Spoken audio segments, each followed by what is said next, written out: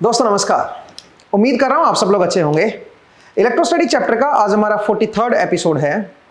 Last episode में हमने electric displacement को थोड़ा सा और गहराई से समझा था और हमने देखा कि कब हम गॉस लॉ की हेल्प से इलेक्ट्रिक फील्ड को कैलकुलेट करेंगे और कब हम नहीं करेंगे, कब हमें बेसिक फॉर्मूले से चलना पड़ेगा। तो मैं एक बार आपको थोड़ा सा रिवाइज करा देता हूं और उसके बाद आज का जो एपिसोड है उसमें हम प्रॉब्लम्स को डिस्कस करेंगे, कुछ क्वेश्चंस को सॉल्व करेंगे एंड देखते हैं कैसे हम उनको अप्लाई करें। तो अभी तक जो हमने फॉर्मूलाज डिराइव किए हैं उसमें हमने देखा है epsilon naught E plus P is equal to D. P is polarization, ठीक है। ये जो ई है ये नेट इलेक्ट्रिक फील्ड है due to bound charge and free charge, ठीक है। उसके बाद हमने देखा कि डाइवर्जेंस ऑफ डी जो होता है वो ऑलवेज रो फ्री के बराबर होता है, ठीक है। और इसी को अगर आप इंटीग्रल फॉर्म में लिखोगे तो आप कह सकते हो d dot D A closed surface integral will be equal to Q enclosed, और ये जो एनक्लोज चार्ज है ये फ्री एनक्लोज चार्ज होना चाहिए, ठीक है। अब यहां से हमने एक और चीज देखी थी, वो ये कि ये एक तरह का गॉस लॉ ही बन गया है। तो गॉस लॉ से आप d को निकाल सकते हो, लेकिन एक प्रॉब्लम है क्योंकि यहां पे सिर्फ आपको डाइवर्जेंस पता है। तो डाइवर्जेंस से अकेले से d को डिफाइन करना सही नहीं है। मतलब यहां से d अगर आप निकाल रहे हो वो तभी निकाल सकते हो जब कर्ल ऑफ d क्या आ जाए, मेरा 0 आ जाए। अगर कर्ल ऑफ d मेरा 0 है देन आप क्या कर सकते हो, डाइवर्जेंस या गॉस लॉ आप अप्लाई करके d की वैल्यू को कैलकुलेट कर सकते हो। क्योंकि मैंने आपको बताया कि अकेले डाइवर्जेंस से आप नहीं निकाल पाओगे d को, ठीक है। कर्ल ऑफ d को 0 होने के लिए जरूरी यह है कि आपका जो कर्ल ऑफ p है वो आपका 0 हो, क्योंकि कर्ल ऑफ d जो होता है वो कर्ल ऑफ p के बराबर आता है। अब कर्ल ऑफ p कहां कहां 0 आएगा उसके लिए हमने कुछ केसेस देखे। सबसे पहला केस क्या था, अगर मेरे पास सिमेट्री आ जाए, ठीक है, चार्ज डिस्ट्रीब्यूशन एक सिमेट्रिक डिस्ट्रीब्यूशन हो, एक सिमेट्री आ जाए। और कौन कौन सी सिमेट्री, जैसे कि अगर मैं बोलूं spherical symmetry, spherical symmetry, cylindrical symmetry, cylindrical symmetry और you can say plane symmetry. अगर ये सिमेट्री है तो वहां पे आपका कर्ल ऑफ p जो है वो 0 आएगा।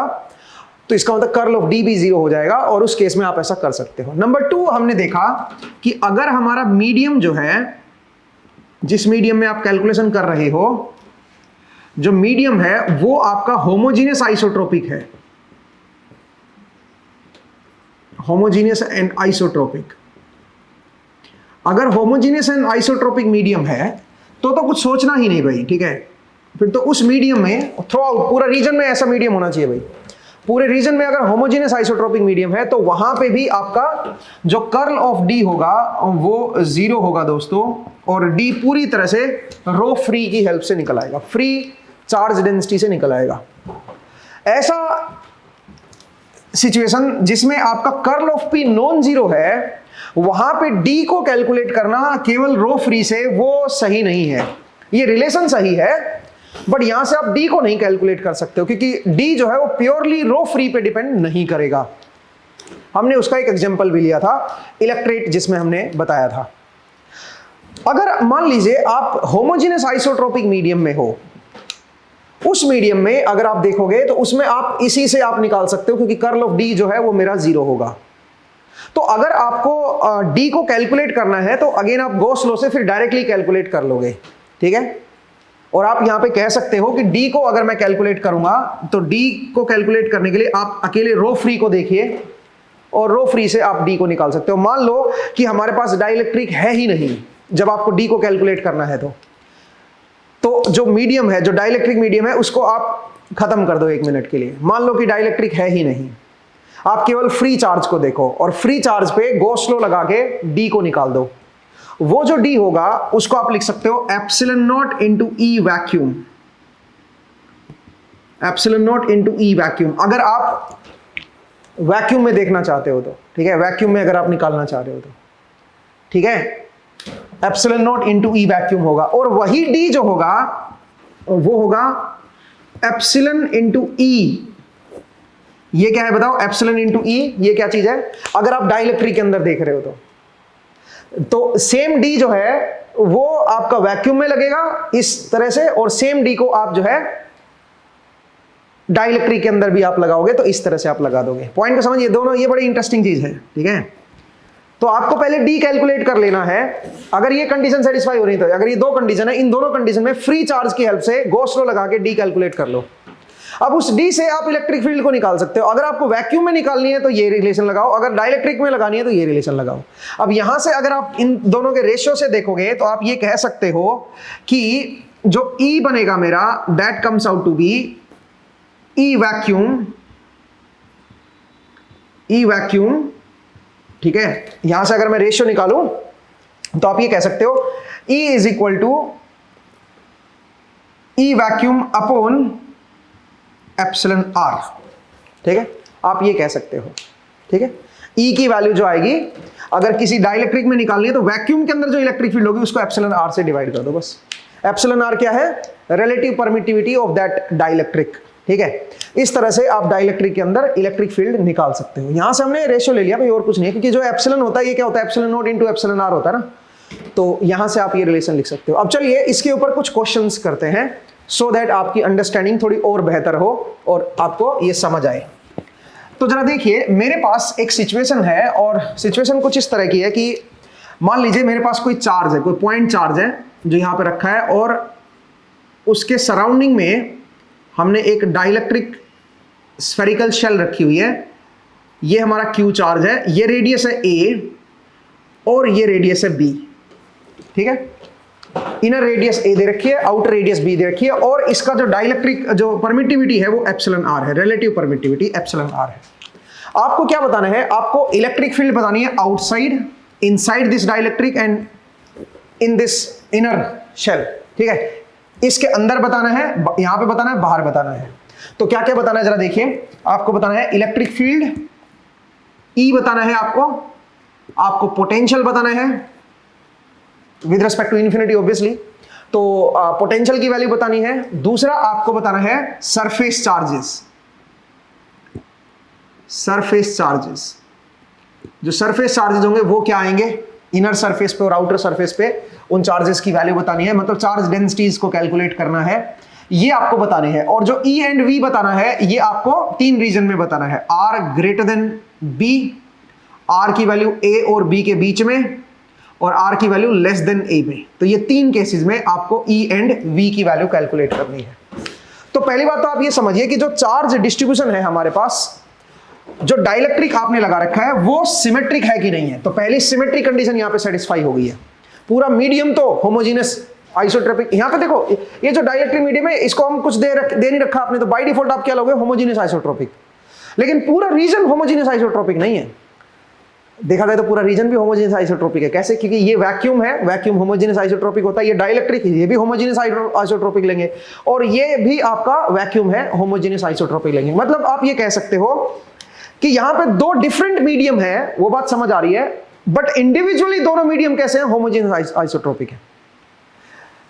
अगर पूरे का पूरा मीडियम यूनिफॉर्म होता और होमोजेनस आइसोट्रोपिक होता तब भी आपका कर्ल ऑफ डी जीरो होता। फिलहाल भी यहां पे भी कर्ल ऑफ डी जीरो है। आप बोलोगे सर क्यों कर्ल ऑफ डी जीरो है, क्योंकि सिमेट्री आ गई ना प्रॉब्लम के अंदर। पॉइंट को समझिए, स्फेरिकल सिमेट्री आ गई। यहां पे जो चार्ज डिस्ट्रीब्यूशन है, स्फीयर जो है उसके अबाउट सिमेट्रिक होगा। जो डाइलेक्ट्रिक लगा हुआ है उसमें एक सिमेट्री दे रखी है, और वो स्फेरिकल सिमेट्री, चार्ज डिस्ट्रीब्यूशन के सिमेट्रिक है वो डाइलेक्ट्रिक, ठीक है।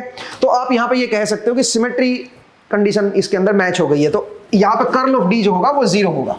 तो यहां पे अगर मुझे कैलकुलेशन करनी है तो मैं डी पे कैलकुलेशन करूंगा, मैं डी को कैलकुलेट करूंगा, और डी के लिए फ्री चार्जेस का इस्तेमाल करूंगा, और डी से मैं फिर ई को निकाल लूंगा। डी को कैलकुलेट करने के लिए मैं यहां पे गॉस लॉ को लगा सकता हूं, ठीक है। तो चलिए गॉस लॉ की हेल्प से डी निकालते हैं। कैसे निकालेंगे, हम जानते हैं डी डॉट डी एस या D dot D A closed surface integral is equal to Q enclosed. लेकिन ये जो एनक्लोज चार्ज होना चाहिए फ्री चार्ज होना चाहिए, तो फ्री चार्ज तो क्यू ही है मेरा, बाकी तो सब बाउंड चार्ज ही आएंगे भाई, ठीक है। तो अगर मैं यहां पे गॉस लॉ लगाऊं तो सबसे पहले अंदर देखते हैं, आर की वैल्यू लेस देन ए पे देखते हैं सबसे पहले, ठीक है। आर की वैल्यू लेस देन ए पे देखते हैं। तो अंदर अगर मैं गॉसियन सरफेस लूंगा यहां पे, तो ये मेरा गॉसियन सरफेस हो जाएगा, और इस गॉसियन सरफेस पे आपका डी की वैल्यू कांस्टेंट रहेगी, बिकॉज चार्ज डिस्ट्रीब्यूशन के सिमेट्रिक है ये गॉसियन सरफेस। तो मैं डी को बाहर ले लेता हूं, और डी को मैं रेडियली आउटवर्ड ले रहा हूं, और एरिया भी मेरा रेडियली आउटवर्ड हो जाएगा, तो डॉट प्रोडक्ट पॉजिटिव आएगा। तो डी इंटू क्या बन जाएगा बताओ जरा, 4 पाई आर स्क्वायर, ठीक है, बराबर की इधर क्या बन जाएगा बताओ जरा, d into 4 pi R square is equal to Q enclosed, और क्यू एनक्लोज्ड मेरा क्यू ही है, तो d की वैल्यू आ जाएगी q upon 4 pi R square R cap, क्योंकि आप रेडियली आउटवर्ड इसको लेके चल रहे थे, तभी तो डॉट प्रोडक्ट पॉजिटिव लिखा आपने, ठीक है। तो इस तरह से आपका d की वैल्यू आ गई है। अब समझिए, अब अगला केस देखते हैं। नेक्स्ट केस क्या है, नेक्स्ट है भाई केस नंबर 2। केस नंबर 2 जो है उसमें हम क्या करेंगे बताओ, उसमें हम r की वैल्यू को ग्रेटर देन ए लेंगे, लेस देन बी लेंगे, मतलब इसके अंदर लेंगे, यहां पे गॉसियन सरफेस। तो अपने को डाइलेक्ट्रिक को देखना नहीं है, क्योंकि हम डी को कैलकुलेट कर रहे हैं, ध्यान रखिए। तो अपने को अगर गॉस लॉ लगाना है तो यहां पे आप डी को ले लो अब, और डाइलेक्ट्रिक को देखने की जरूरत नहीं है भाई, जब तक डी कैलकुलेट कर रहे हो आपको डाइलेक्ट्रिक नहीं देखना है, ठीक है।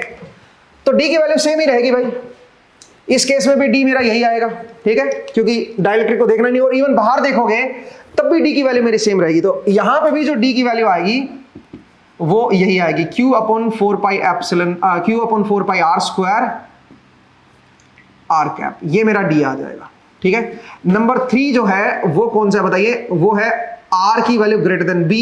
तो यहां पे आप गॉसियन सरफेस ले लो और गॉस लॉ लगा सकते हो, d is equal to q by 4 pi R square R cap, यहां पे r की वैल्यू b से बड़ी है भाई, ठीक है। तो ये मेरे पास d आ गया, तीनों केसेस में हमने d को निकाल दिया।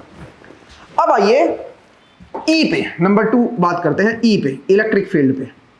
तो इलेक्ट्रिक फील्ड पहले केस में अगर आप देखते हैं, यहां पे इलेक्ट्रिक फील्ड को अगर मैं इस केस के लिए देखूं, तो इलेक्ट्रिक फील्ड क्या होगी बताओ जरा, क्योंकि आप इस रीजन में हो, और ये रीजन कैसा है बताओ, ये तो मेरा वैक्यूम है। तो वैक्यूम है तो मैं क्या करूंगा, E को d बाई एप्सिलॉन नॉट, क्योंकि आप जानते हो E वैक्यूम अगर मुझे निकालना है तो E वैक्यूम क्या बनेगा, E वैक्यूम बनेगा मेरा, इसको VAC लिख देता हूं, E वैक्यूम।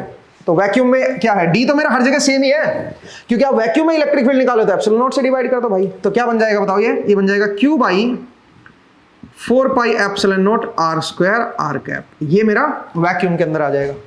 अब सिमिलरली यहाँ पे E जो है वो डाइलेक्ट्रिक आ गया, तो E डाइलेक्ट्रिक जो आएगा इसमें किससे डिवाइड हो जाएगा, एप्सिलॉन आर से डिवाइड हो जाएगा भाई।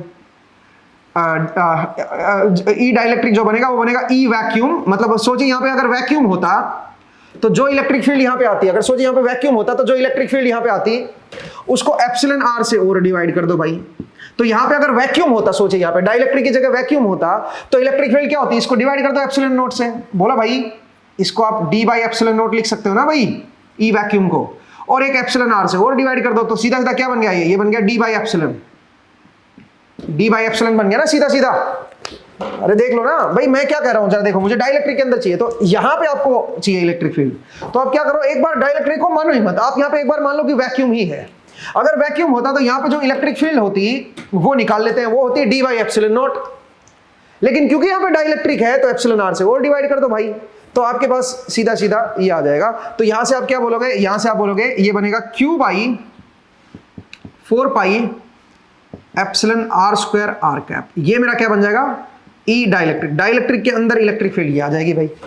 अब आ जाओ केस नंबर 3, अगेन फिर से वैक्यूम आ गया भाई, तो यहाँ पे E वैक्यूम क्या बन जाएगा बताओ, ये तो सीधा इसको डिवाइड कर दो एप्सिलॉन नॉट से, 4 pi epsilon naught R square R cap, ये मेरे पास इलेक्ट्रिक फील्ड आ जाएगी। तो बहुत आसान केस था भाई, तो अलग अलग रीजन में आपने इलेक्ट्रिक फील्ड निकाल दी है, ठीक है। अब अगला सवाल है पोटेंशियल का, पोटेंशियल को कैसे कैलकुलेट करें। तो पोटेंशियल को कैलकुलेट करने के लिए क्या जरूरी है, पोटेंशियल को कैलकुलेट करने के लिए हमें इंटीग्रेशन लेना पड़ेगा भाई। सोचिए पोटेंशियल अगर मुझे आउटसाइड चाहिए, बाहर कोई पॉइंट है P point, R greater than B है, तो आपका जो पोटेंशियल होगा VR पे वो होगा integration from minus infinity to R, infinity पे तो पोटेंशियल जीरो ही है, असल में ये होना चाहिए VR minus V infinity is equal to minus of from infinity to R, और इलेक्ट्रिक फील्ड की value Q upon 4 pi epsilon naught R square dr। तो यहां से जो वैल्यू निकल के आएगी वो आएगी Q upon 4 pi epsilon naught R। ये मेरे पास इलेक्ट्रिक फील्ड निकल के आएगी और पोटेंशियल ये तो मेरा जीरो, ये तो आर पॉइंट पे आपका पोटेंशियल पता चल गया, लेकिन आर की वैल्यू ग्रेटर देन बी है, आउटसाइड है। अब आइए यहां पे ए और बी के बीच में, तो आपको जो पोटेंशियल लिखना होगा V R minus V infinity. Infinity से अब आप यहां पे आ रहे हो, इसके अंदर आ रहे हो कहीं पे, तो आपको क्या करना होगा, पहले आपको इंफिनिटी से आपको ए पे आना पड़ेगा, इंफिनिटी से माफ कीजिएगा बी पे आना पड़ेगा। और यहां पे जो इलेक्ट्रिक फील्ड है वो है इंफिनिटी से लेके बी तक जो इलेक्ट्रिक फील्ड है वो ये वाली इलेक्ट्रिक फील्ड है, ये वाली Q upon 4 pi epsilon naught R square D R. फिर आपको B से R पे आना होगा और अब जो इलेक्ट्रिक फील्ड बनेगी वो बनेगी Q upon 4 pi epsilon R square बनेगी भाई, वो ये बनेगी। ठीक है, अब जरा देखिए V इंफिनिटी तो मेरा जीरो ही हो गया, तो यहां से VR की वैल्यू जो निकल के आएगी it comes out to be, ये बन जाएगा Q by 4 pi epsilon naught, ये बनेगा 1 by R, minus minus plus बन जाएगा तो 1 बाई बी बन जाएगा, ये माइनस ये जो निकलेगा ये बनेगा बल्कि ये भी प्लस हो जाएगा Q बाई 4 पाई एप्सिलॉन। ठीक है, ये तो बाहर आ गया, ये माइनस 1 बाई आर बनेगा और एक माइनस पहले था तो उसको प्लस कर दिया तो 1 बाई आर रह गया, अपर लिमिट माइनस लोअर लिमिट, ये बन जाएगा, ये बन जाएगा वी आर। ठीक है, आर की वैल्यू ए और बी के बीच में है। अब आइए अंदर अगर आपको आना है, ये वाला ये पहला केस, तो इसके लिए आपको क्या लिखना होगा, V R minus V infinity, V infinity तो खैर जीरो ही हो गया, माइनस सबसे पहले इंफिनिटी से आप कहां पे आओ, बी पे आओ, इंफिनिटी से बी सरफेस पे आओगे तो आपका ये बनेगा Q upon 4 pi epsilon naught R square D R. फिर आ जाओ बी से ए पे, तो फिर आपको लेना होगा Q upon 4 pi epsilon naught, epsilon आएगा अभी यहाँ पे, epsilon R square D R. और फिर आ जाओ आप ए से अंदर आर आ जाओ और वो आ जाएगा Q upon 4 pi epsilon naught R square D R. सही है भाई, और ये मेरा जीरो ही है, तो इस तरह से आप पोटेंशियल भी निकाल दोगे अंदर वाले पॉइंट पे, आप इसको सोल्व कर लेना। तो ये कहानी जो है ये तो यहां तक तो बड़ी सिंपल थी। ठीक है, अब अगला सवाल क्या है, अगला सवाल है सरफेस चार्जेस क्या होंगे। अब अपने को चार्जेस के बारे में बताना है कि चार्जेस हम कैसे निकालें। अब ये बड़ी दिक्कत है भाई, चार्जेस के लिए अपने को पोलराइजेशन वेक्टर चाहिए P, क्योंकि आप जानते हो दो तरह के चार्ज यहां पे पॉसिबल हैं, एक आपका बाउंड सरफेस चार्ज जिसको आप लिखोगे P डॉट एन कैप, और एक आपका बनेगा वॉल्यूम और वो बनेगा minus of divergence of P।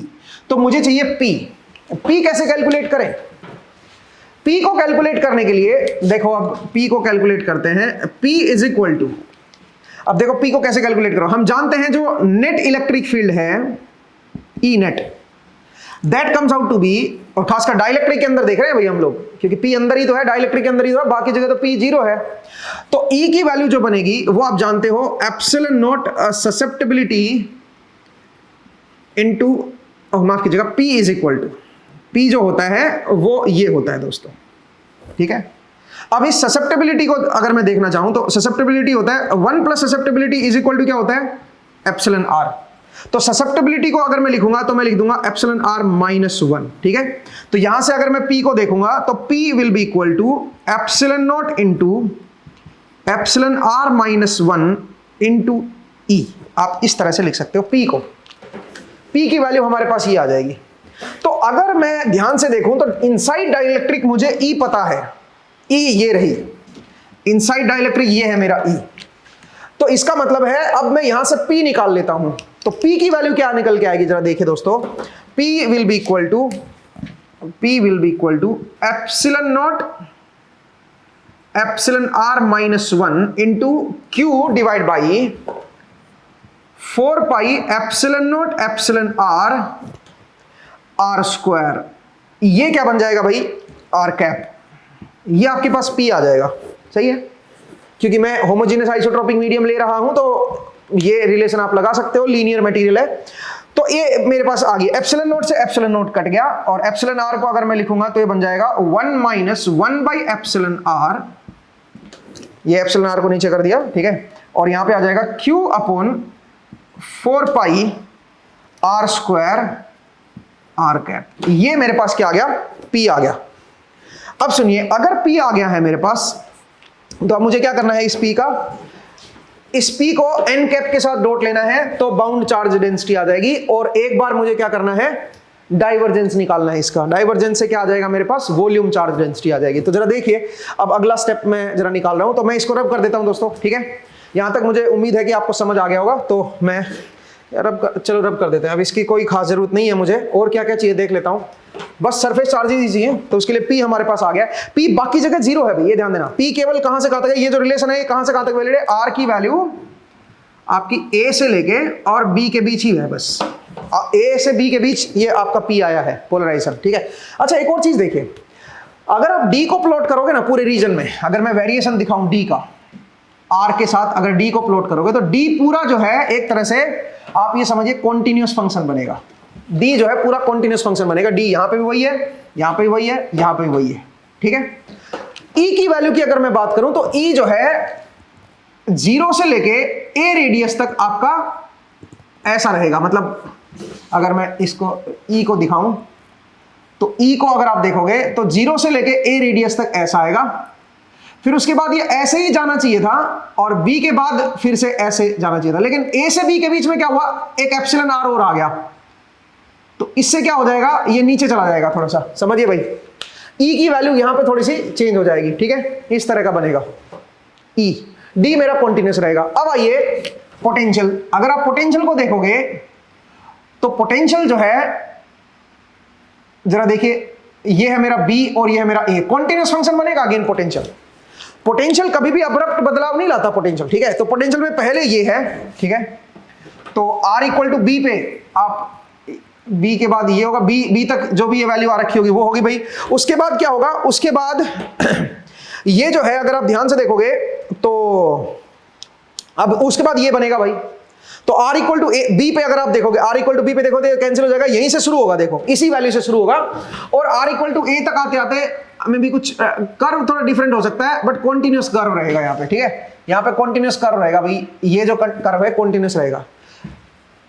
Similarly आपका इसके बाद जो है वो भी आप देखोगे तो कॉन्टिन्यूस कर्व रहेगा, ठीक है, ये कॉन्टिन्यूस कर्व रहेगा। तो मैंने ऐसे रफ बनाया है, बट आप इसको प्रॉपर्ली बना सकते हो, ठीक है। अगर मैं P की बात करूं तो ये मेरा पोटेंशियल हो गया R के साथ। अगर मैं P की बात करूं, पोलराइजेशन की बात करूं, ठीक है, P जो है R के, तो वो केवल A और B के बीच में आएगा भाई। पोलराइजेशन केवल A और B के बीच में आएगा। ये जो वैल्यू है ये A और B के बीच में आएगी, और ये जो है वो आपकी कुछ इस तरह की देखने को मिलेगी आपको, ठीक है। आप A पे इसकी वैल्यू निकाल सकते हो और B पे इसकी वैल्यू निकाल सकते हो, ठीक है। अब रही बात किसकी, चार्ज की, चार्ज डेंसिटी और देखते हैं। तो एक बार हमारे पास P आ गया है, अब यहां से आगे की कहानी जरा देखिए, मैं इसको रब कर देता हूं भाई, ठीक है। तो ये सारी कहानी तो सिंपल थी। तो देखो D से हमारा कितना आसान हो गई है कैलकुलेशन, और आगे चल के आप देखिए नेक्स्ट चैप्टर में कैपेसिटर्स वगैरह पढ़ेंगे हम लोग, ठीक है, तो वहां पे और इजी हो जाएगी, बट अभी वो बहुत दूर है, अभी तो अपने को बहुत कुछ पढ़ना है इसमें, ठीक है। कैपेसिटर्स पे तो हम बाद में पहुंचेंगे।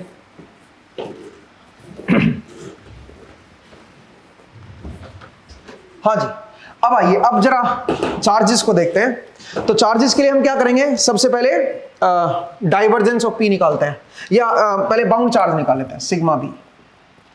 तो बाउंड चार्ज जो होता है वो होता है P डॉट एन कैप। तो at R equal to A देखते हैं, सबसे पहले इनर सरफेस पे देखते हैं। तो इनर सरफेस पे जो एन कैप है वो माइनस R की तरफ है, ठीक है। तो जो बाउंड चार्ज बनेगा वो बनेगा P dot minus R cap, ये बन जाएगा। और P की वैल्यू इनर सर्फ R की वैल्यू ये पुट कर दो ना भाई यहाँ पे, तो ये बन जाएगा 1 minus 1 upon epsilon R into Q by 4 pi A square, तो यहाँ पे आ गया, ठीक है, 4 पाई A स्क्वायर, R की वैल्यू ये आ गई ना भाई, तो 4 पाई A स्क्वायर आ गया, R cap dot minus R cap, तो ये माइनस आ जाएगा बस यहाँ पे, ठीक है भाई। तो ये मेरे पास क्या आ गया, ये सिग्मा B आ गया, ठीक है, बाउंड सरफेस चार्ज डेंसिटी आ गया at R equal to A। अब आइए at R equal to B, R equal to B पे P डॉट एन कैप जो बनेगा, ठीक है, सिग्मा बाउंड जो बनेगा वो P डॉट R कैप ही आ जाएगा, बिकॉज एन कैप मेरा रेडियली आउटवर्ड ही है, normal to the surface, R cap की तरफ ही है। तो अगर मैं इसको लिखूंगा तो क्या बन जाएगा, जो ये बनेगा, इसको अगर मैं लिखूं तो ये बनेगा 1 minus 1 by epsilon R into Q by 4 pi B square, ये बन जाएगा भाई 4 pi B square. R equal to B put करोगे ना तो B स्क्वायर आ जाएगा, और ये मेरे पास क्या आ जाएगा, बाउंड चार्ज डेंसिटी आ जाएगी, ठीक है भाई, ये बनेगी bound charge density R equal to B पे। कहानी बड़ी सिंपल है। अब आइए वॉल्यूम चार्ज डेंसिटी। तो वॉल्यूम चार्ज डेंसिटी के लिए आपको क्या करना होगा, minus of divergence of P. ठीक है, वैसे एक और तरीका भी है वॉल्यूम चार्ज डेंसिटी को निकालने का, भाई total sum of the charge क्या आना चाहिए, 0। तो आप क्या करोगे, आप ये भी लिख सकते हो rho V D V volume charge density plus sigma B D A on inner surface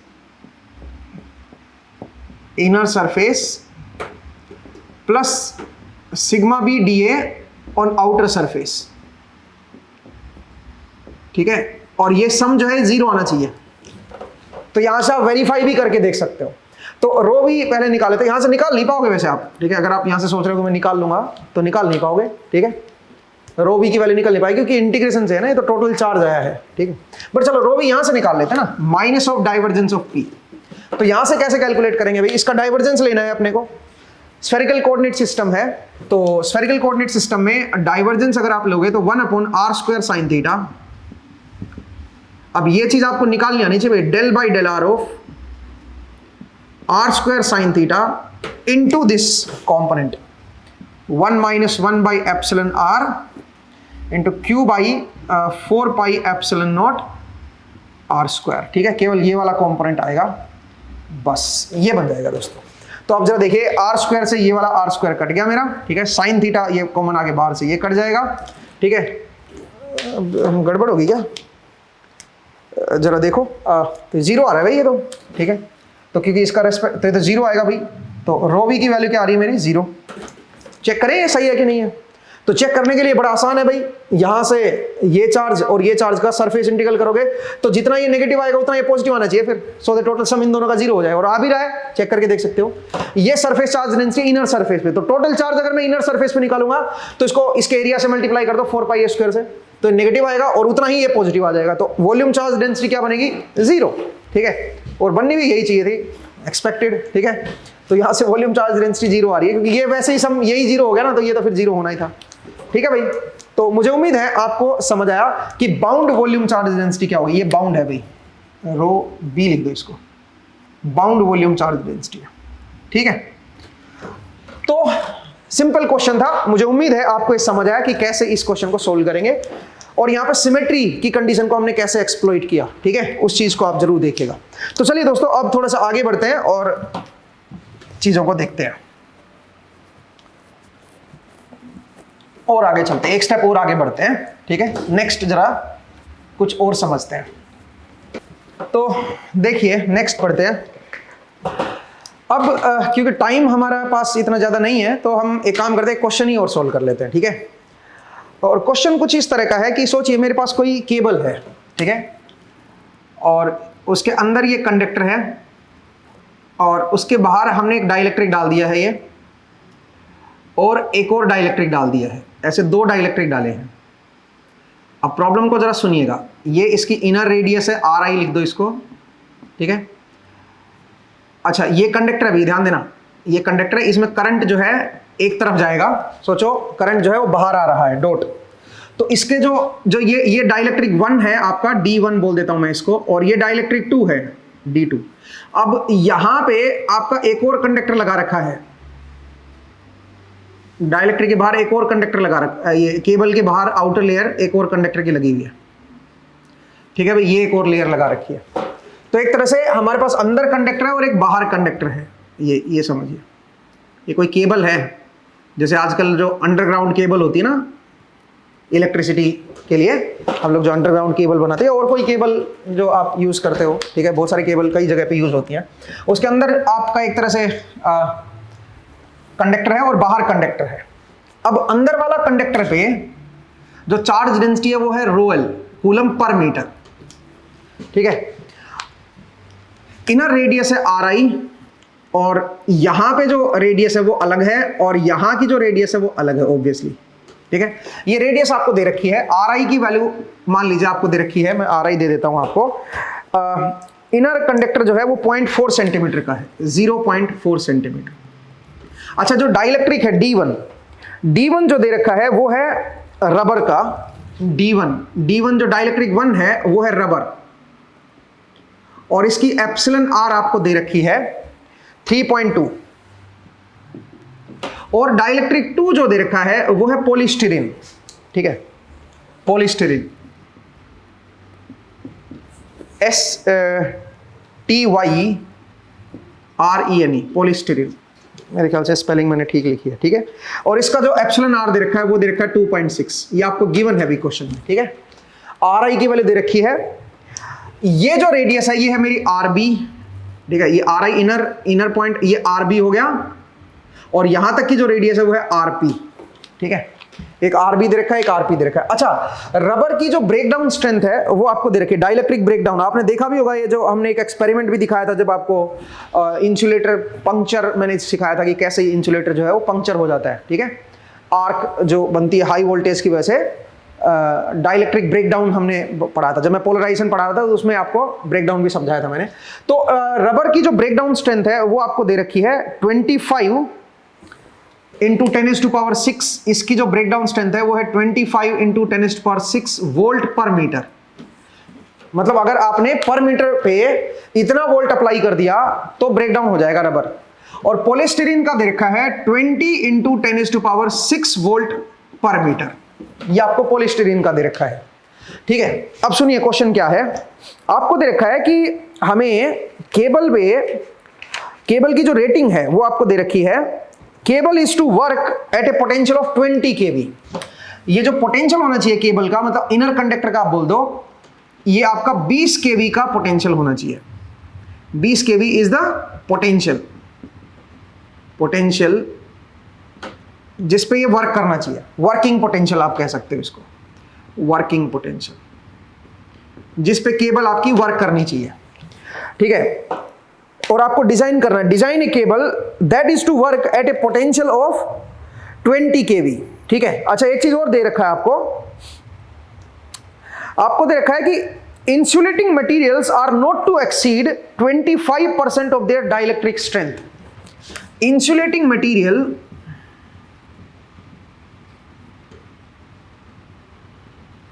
are not to exceed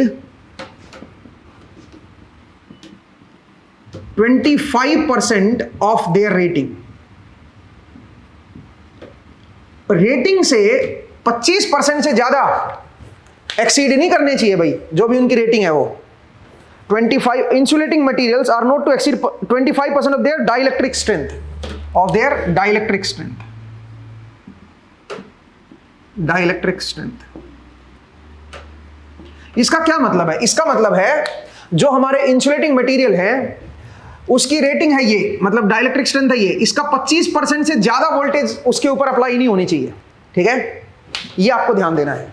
तो आपको डिजाइन करना है कि भाई आरबी में क्या लूं, आरआई में क्या लूं। आरआई तो खैर दे ही दिया है। आरबी मतलब ये रबर के जो लेयर लगानी है कितनी रेडियस की होनी चाहिए, आउटर रेडियस, और उसके बाद ऊपर जो पॉलीस्टीरीन लगाना है वो आपका किस रेडियस तक जाना चाहिए, ठीक है। ये आपको बताना है। यहां पे लैम्डा या मे बी चलो लैम्डा ले लो, लैम्डा कूलम पर मीटर से इसके ऊपर चार्ज है पॉजिटिव, और आउटर जो कंडक्टर है ये भी आपका कंडक्टर है भाई, इस कंडक्टर पे आपको जो चार्ज डेंसिटी है वो minus lambda coulomb per metre है, ठीक है। तो इसकी वजह से लैम्डा कूलम पर मीटर, इसकी वजह से minus lambda coulomb per metre है। और आप इसको एक केबल है तो इसको सिलेंडर की तरह ले सकते हो, ठीक है। उसमें आप इनफाइनाइट लेंथ का जैसे वो वायर होता है ना, उस तरह से आप इसको ट्रीट कर सकते हो। तो अब इसको कैसे सोल्व करें भाई? तो सबसे पहले तो मुझे ये बताओ कि अगर मान लीजिए मैं ये बोलूं कि मेरे पास यहां पे चार्ज डेंसिटी है, और अगर मैं इसको इस तरह से दिखाऊं तो ये एक तरह का केबल बन गया हमारे पास, मतलब एक कंडक्टिंग वायर बन गया है, और इसके सरफेस पे आपको चार्ज डेंसिटी दे रखा है। तो इसकी वजह से आर डिस्टेंस, अब इलेक्ट्रिक फील्ड क्या होती है, वो होती है lambda upon 2 pi epsilon not 1/r, यही होती है भाई, ठीक है। ये मेरे पास इलेक्ट्रिक फील्ड होती है भाई। तो अब मुझे एक बात बताओ जरा, अगर मैं आर आई पे देखूं, यहां पे इस कंडक्टर का अपना एक पोटेंशियल होगा ना भाई, तो इसकी जो इलेक्ट्रिक फील्ड होगी इसकी वजह से, इस अंदर वाले कंडक्टर में वो मैक्सिमम इलेक्ट्रिक फील्ड इस डाइलेक्ट्रिक की अगर मैं बात करूं, इनर डाइलेक्ट्रिक की, तो इस इनर डाइलेक्ट्रिक पे ज्यादा से ज्यादा इलेक्ट्रिक फील्ड यहां पे होगी। यहां पे इसके ब्रेकडाउन होने के चांस सबसे ज्यादा है, क्योंकि यहां पे पोटेंशियल बहुत ज्यादा हाई है, धीरे धीरे पोटेंशियल डिक्रीज हो रहा है, और यहाँ पे आउटर कंडक्टर है, यहाँ पे आप कह सकते हो कि जीरो पोटेंशियल है। ये इसको मैं ग्राउंड कर देता हूँ 1 मिनट के लिए। तो आप कह सकते हो कि आउटर कंडक्टर मेरा जीरो पोटेंशियल पे है, मैक्सिमम पोटेंशियल यहां पे है, और जितना आप बाहर की तरफ जाओगे पोटेंशियल आपका मैक्सिमम रेट से कम होगा। तो आप ये कह सकते हो कि यहां पे जो इलेक्ट्रिक फील्ड होंगी वो सबसे ज्यादा स्ट्रॉन्ग होंगी इस डाइलेक्ट्रिक, इस रबर कंडक्टर के लिए, अगर मैं बात कर रबर इंसुलेटर के लिए बात करूं तो इसका मतलब है इस रबर इंसुलेटर पे इनर पॉइंट पे अगर मैं इलेक्ट्रिक फील्ड की बात करूं तो क्या बन जाएगी, वो बन जाएगी lambda upon 2 pi epsilon naught epsilon R into R I. आप ये कह सकते हो भाई, ठीक है, epsilon naught epsilon R R I, और इसकी जो वैल्यू होनी चाहिए, ये मैक्सिमम इलेक्ट्रिक फील्ड बनेगी इसके इनर लेयर पे, इनर रेडियस पे, और इसकी जो वैल्यू आएगी वो आपकी मैक्सिमम जो इसकी रेटिंग है ब्रेकडाउन स्ट्रेंथ, इससे 25% कम होनी चाहिए। तो this should be 25 into 10⁶, 25 into 10⁶ into 0.25। सही है भाई, इतना ये बनना चाहिए भाई, आप इसको इस तरह से लिख सकते हो, ठीक है।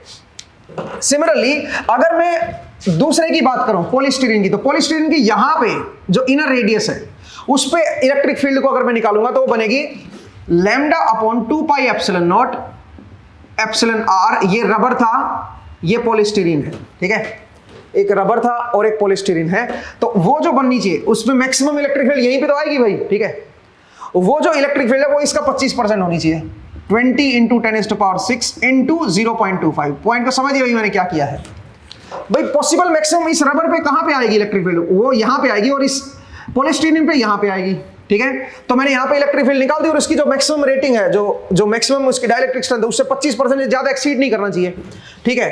तो उसका 25% मैंने यहां पे कर दिया। अब यहां से अगर मैं रेशियो निकालूं दोस्तों, अगर मैं दोनों का रेशियो निकालूं तो ये रेशियो क्या बनेगा बताओ जरा। ये बन जाएगा जरा देखो, ये बन जाएगा एप्सिलॉन नॉट से एप्सिलॉन नॉट कट जाएगा, और यहां पे वही आरपीपी लिखो ना, ठीक है, आरपी नहीं आरबी लिखो, आरबी माफ कीजिएगा मैंने थोड़ा गलत कर दिया। देखो ना, इसके यहाँ पे तो रेडियस आर आई आएगा, इसके इनर रेडियस आर बी है ना, तो ये आरबी लिखना पड़ेगा, ठीक है, ये आरबी आप लिखो।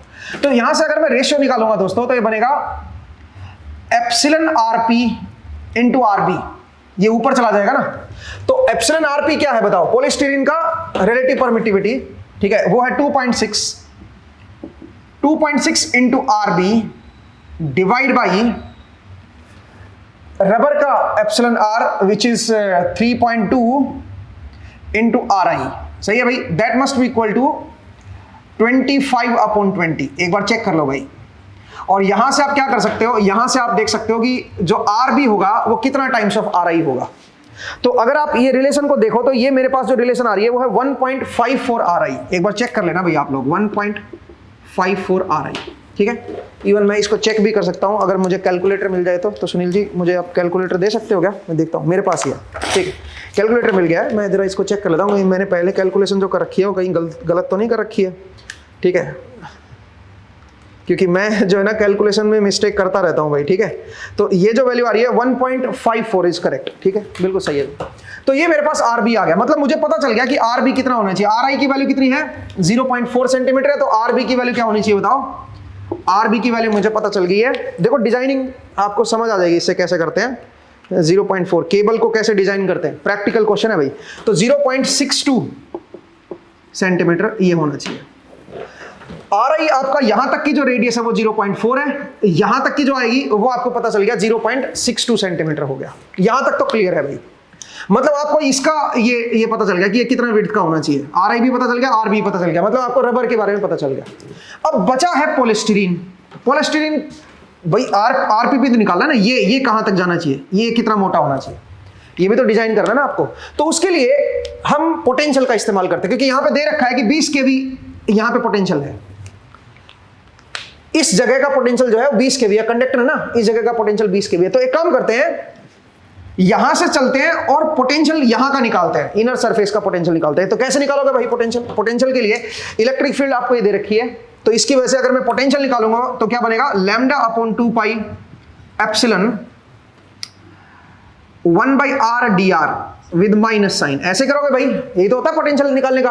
और आउटर से आपको कहां पे चलना है, सबसे पहले अंदर तक जाना है, मतलब यहां से यहां तक चलना है अपने को। तो अगर मैं देखूं तो मुझे चलना है आरपी से सबसे पहले आर बी तक आना है, आर बी तक आना है, फिर बताइए minus lambda upon 2 pi epsilon, और यहां पे एप्सिलन जो आएगा वो इसका एप्सिलन आएगा भी, ध्यान देना, ठीक है। तो इसको मैं एप्सिलन 1 बोल देता हूं, इसको एप्सिलन 2 बोल देता हूं, ठीक है। पहले आरपी से आरबी पे गए, अब आरबी से आर आई पे आ जाओ, आरबी से आर आई आ गए और 1 अपॉन आर डी आर कर दिया, ठीक है, सही है भाई। तो आरबी से अब आप आर आई पे आ गए, ये क्या बनेगा बताओ जरा, ये बनेगा potential at are I minus potential at RP, ये तो बनेगा भाई, सही है। और आरपी पे पोटेंशियल क्या है, ग्राउंड जीरो है, तो ये तो मेरा खैर जीरो हो गया, ये बन गया आर आई। और आर आई की वैल्यू क्या है, आर आई की वैल्यू 20 केवी दे रखी है आपको, ठीक है, आर आई की वैल्यू 20 केवी दे रखी है। तो अगर मैं इसको सोल्व करूंगा तो ये बन जाएगा minus lambda upon 2 pi epsilon not, और यहां पे क्या है बताओ, आप पॉलीस्टीरीन के अंदर हो तो एप्सिलन आर, ये हो जाएगा, और ये बनेगा एल एन आर। तो एल एन आर में ये बन जाएगा L N of R, upper limit minus lower limit करोगे तो ये बन जाएगा R B upon R P, सही है भाई, एक बार देख लो, एल एन आर में अपर लिमिट माइनस लोअर लिमिट करोगे तो यही आएगा, माइनस यहां पे क्या आ जाएगा lambda upon 2 pi epsilon naught into epsilon R, और एप्सिलन आर कौन सा है ये बताओ, आर बी से आ रहा है, इसका अंदर रबर के अंदर हो आप, रबर में एप्सिलन आर 3.2 है, 3.2, और यहां पे क्या बन जाएगा एल एन आर, तो एल एन के अंदर upper over lower R I upon R B, सही है भाई, ये बनेगा, और बराबर के इधर 20 केवी, 20 केवी, ये आ जाएगा भाई, सही है। अब हमें चाहिए lambda upon 2 pi epsilon naught की वैल्यू, ये कैसे निकालोगे जरा देखो, यहां से आ जाएगी ये वैल्यू, यहां से अगर आप ध्यान से देखें तो यहां से lambda upon 2 pi epsilon naught की जो वैल्यू आएगी दोस्तों, it comes out to be 25 into 10⁻6 into 0.25 into ये एप्सिलन आर उधर चला जाएगा और एक आर आई चला जाएगा, आर आई है मेरे पास 0.4 सेंटीमीटर, और एप्सिलन आर की वैल्यू जो है वो है 3.2, रबर है ना 3.2, ठीक है। तो यहां से मेरे पास क्या आ जाएगा, यहां से मेरे पास लैम्डा की value, lambda upon 2 pi epsilon naught की वैल्यू आ जाएगी, और ये जो वैल्यू है अगर आप इसको कैलकुलेट करोगे lambda upon 2 pi epsilon not, ये बनेगा 8 इंटू 10⁻4, ये मैं ऑलरेडी कैलकुलेट कर चुका हूं, एक बार आप चेक कर लेना, ठीक है, ये आ गया। तो अब ये यहां पे पुट कर दो भाई, इसकी वैल्यू अपने को पता है, जरा देखो, तो ये माइनस माइनस में हटा दूं, प्लस कर दो ना, इसको उल्टा कर दो ना यार, ये प्लस बन जाएगा, और lambda upon 2 pi epsilon not common ले लो, ठीक है। तो जरा देखिए यहां पे बना 1 अपॉन 2.6 ln, ये R P upon R I R B हो जाएगा, है ना, तो आरपी अपॉन आर बी, एक तो ये बन गया, प्लस क्या हो जाएगा 1 अपॉन 3.2 ln, बताइए भाई, ये बन जाएगा R B upon R I, ठीक है, एंड बराबर के इधर क्या हो जाएगा, और ये पूरा ये बाहर आ गया भाई, इसकी वैल्यू हम कैलकुलेट कर चुके हैं 20 इंटू 10⁻3। अब जरा देखिए यहां से क्या नहीं पता मुझे, सिर्फ आई थिंक ये आरपी नहीं पता, आरबी हम ऑलरेडी कैलकुलेट कर चुके हैं, आरबी और आरआई ये सब कैलकुलेट कर चुके हैं, तो सिर्फ इसमें आरपी अननोन है, ये भी अपने को वैल्यू पता है, तो सीधा सीधा आप आरपी को कैलकुलेट कर सकते हो। तो आरपी की वैल्यू अब जरा मैं बता देता हूं कितनी निकल के आएगी। आरपी जो मेरे पास जो वैल्यू है तो वो है, आरपी की वैल्यू 0.832 सेंटीमीटर, एक बार आप वेरीफाई कर ले भाई, ठीक है, आप खुद से कैलकुलेट कीजिएगा और ये आ जाएगा। तो इस तरह से हम डिजाइन कर सकते हैं केबल को। अगर आपको ये पता है कि इनर कंडक्टर का पोटेंशियल कितना है, कितना मैक्सिमम पोटेंशियल पे इनर कंडक्टर होना चाहिए, ये आपको पता है, आपको ये भी दे रखा है कि डाइलेक्ट्रिक स्ट्रेंथ क्या है इंसुलेटर की, और इंसुलेटर की परमिटिविटी भी दे रखी है, रिलेटिव परमिटिविटी दे रखी है, और इनर रेडियस दे रखी है कंडक्टर की। तो आप डाइलेक्ट्रिक की ये जो विड्थ है ना, ये बता सकते हो आप, ठीक है।